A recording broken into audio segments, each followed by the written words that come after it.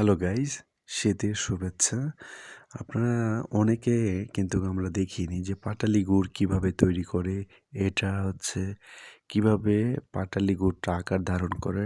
আগে যে দেখেন সুন্দর করে কাঠের হচ্ছে ফ্রেমে আকার ধারণ করে নেয় আর কি, ওইরকম আর কি শেপ করে নেয়। শেপ করে নেওয়ার পর গুড়টাকে ঠান্ডা করে তারপরে হচ্ছে আপনার এই কি বলে, এই যে দেখেন বড় একটা হচ্ছে যে চারিতে করে গুড়টা আস্তে আস্তে আস্তে আস্তে প্রতিটা খোপে খোপে তারা ঢালতেছে। দেখুন কেমন লাগতেছে।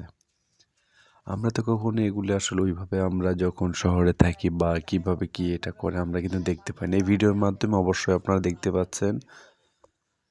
এবং হচ্ছে দেখেন গুড়ের কালারটা কেমন। এটা হচ্ছে এই ভিডিওটা আমি করেছি নওগাঁ থেকে, নওগাঁ সমবায়ের।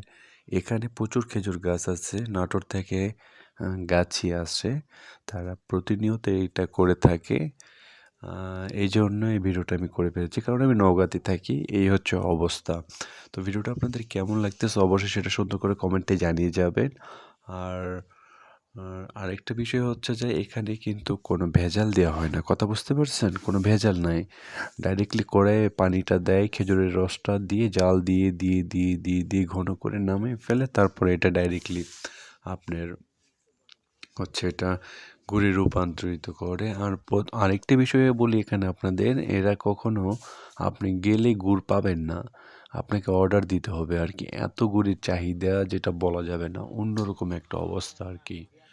হুম। তো এই হচ্ছে অবস্থা।